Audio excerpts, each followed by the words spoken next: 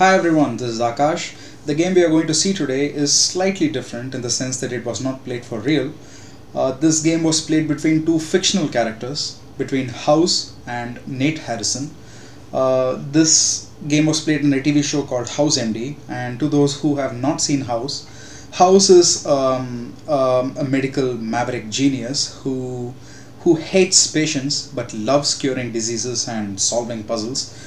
He is for me he is my all-time favorite TV character, and he is misanthropic, he is dark, he is witty, highly witty. In fact, 95% of the dialogue he speaks in the show is sarcastic, and he is a kind of a guy who will do anything to get an answer for a puzzle or to progress in a medical diagnosis. So let me tell you the context of the game. The opponent is Nate Harrison, who is a patient. He is a teenager. He is very good at chess, and he is also a jerk, just like House. In fact, the episode's name itself is The Jerk, season 3, episode 23, if I'm not mistaken.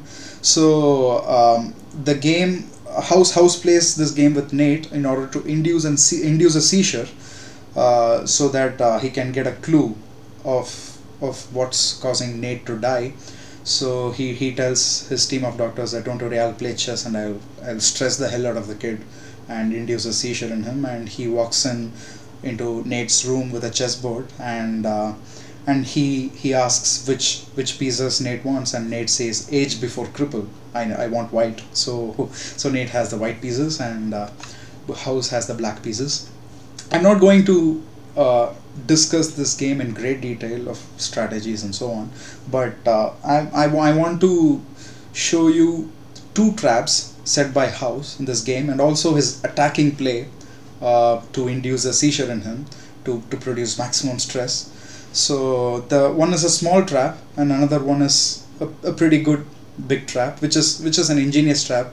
But Nate Harrison, he overcomes and counters that ingenious trap with much more ingenuity, and he returns his own medicine to House, pun intended. So yeah, without any further ado, let's go to the game. Nate starts with f4, and House responds with c5, and soon after Nate plays f4, you can see House telling Nate, f4, bird's opening, passive approach, sign of a coward. And soon after House plays c5, and Nate says, Sicilian defense, sign of an idiot. So you can see the witty exchanges between both throughout the game. And but anyway, this is strictly not Sicilian. Only if White plays e4 and Black's response with c5 is Sicilian. But still okay. We have to understand that Nate is very ill. He is yellowish in color. His skin is yellowish. His eyes are yellowish. His liver is failing. He's jaundiced. The guy bled from his penis few moments ago, so he's in a pretty bad shape. And also he's dying, importantly, and more importantly, no one knows why, which is why this game is played, of course. So yeah, he developed his knight, so it's okay if Nate makes some mistakes. House develops his pawn to d5, gaining some central dominance, and White plays e3. Black develops his knight. To those who know chess, after knight plays knight to f6, this is known as the Lasker variation of bird opening. Anyway, we need not bother about that. Nate plays b3 in order to bring out his bishop. I thought he was going to place his bishop on b2, but surprisingly, after House played e6, he placed on a3.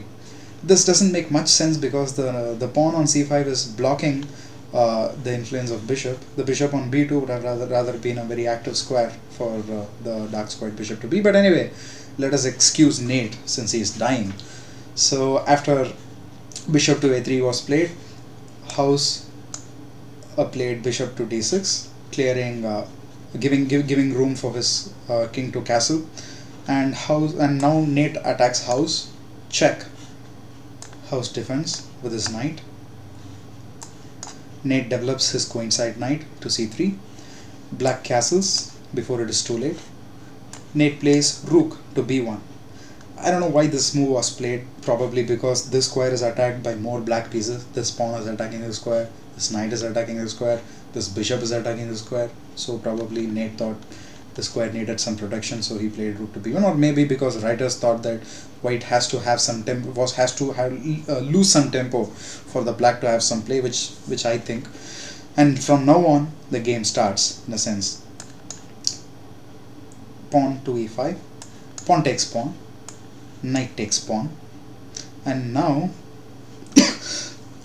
and now since this knight is at the center, this controls this square, this square, this square, and this square. So Nate played bishop to e2, controlling this v and preventing this knight from jumping to these squares. But this from now on, the traps of house's traps starts, and house played knight to e4.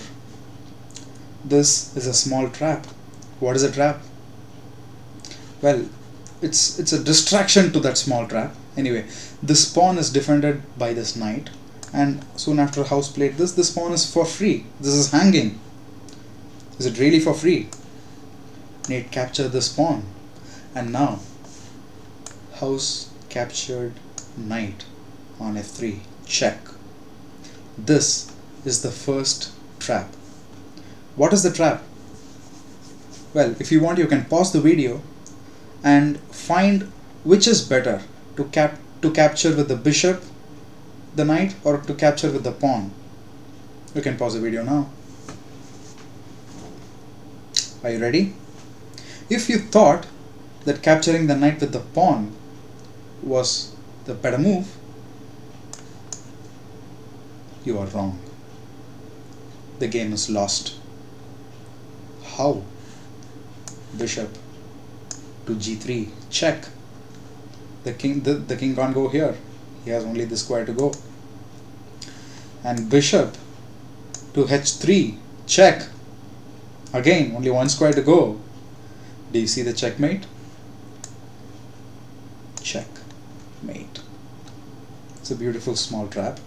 But still, Nate, even in his bad condition, managed to capture the knight with the bishop, which is the good move. And now house starts attacking Nate left, right, and center. House plays queen to h4, check, bringing his queen near the opponent's king. Pawn defense. And believe it or not, house played bishop takes pawn, check.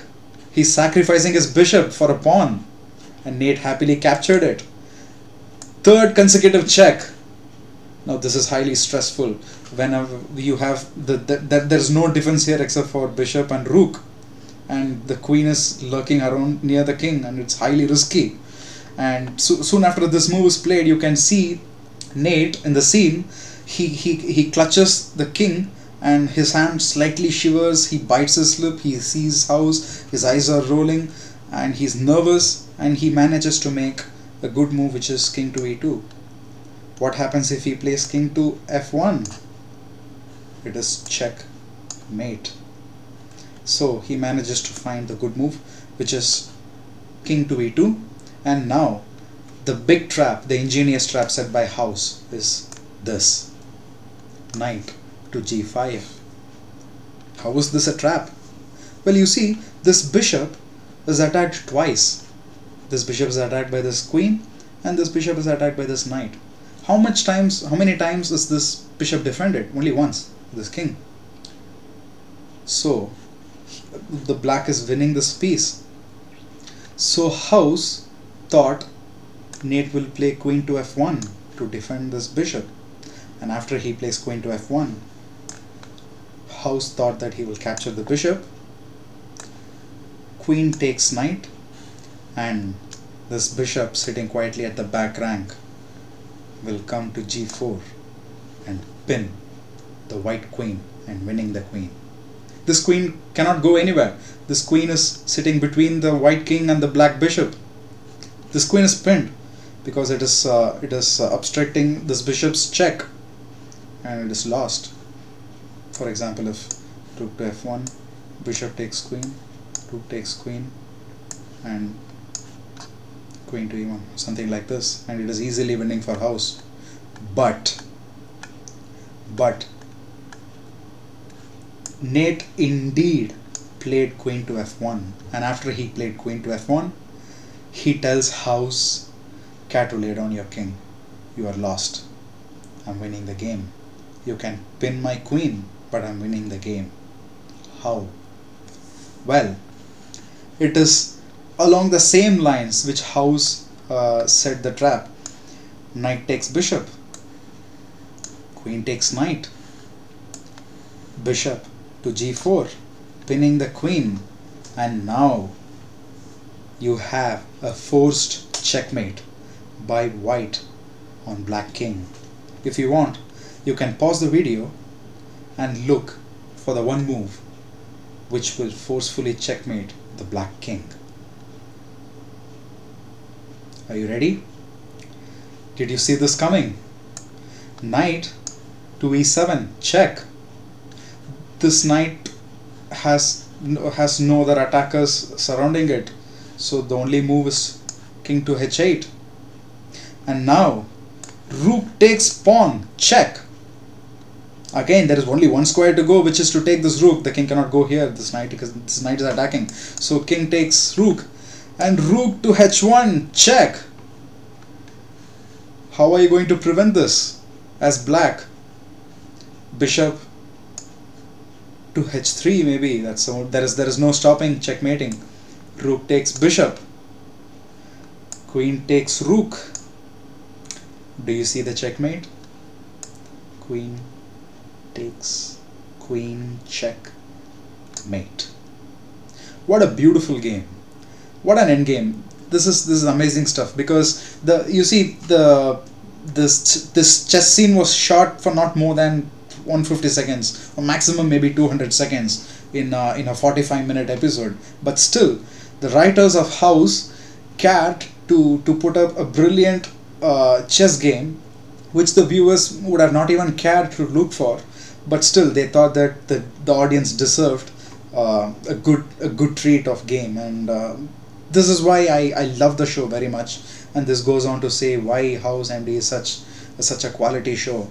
And to those who don't know House MD, or who have not yet watched House MD, please do watch. It's a wonderful game. You don't have chess videos or chess scenes coming up in House MD every now and then, of course, but still it's a wonderful TV show to watch.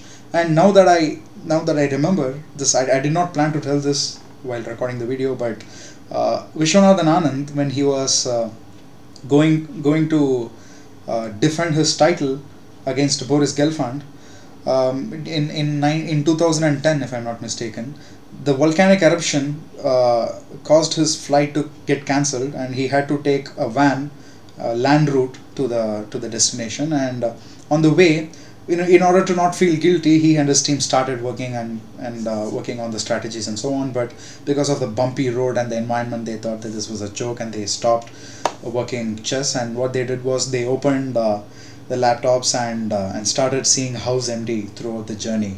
And after that, they apparently saw Lord of the Rings, all three movies. So it is just a tidbit that came to my mind right now. So anyway, okay, that's it for the day, I guess. I hope you enjoyed the game, and that's it for now. Goodbye.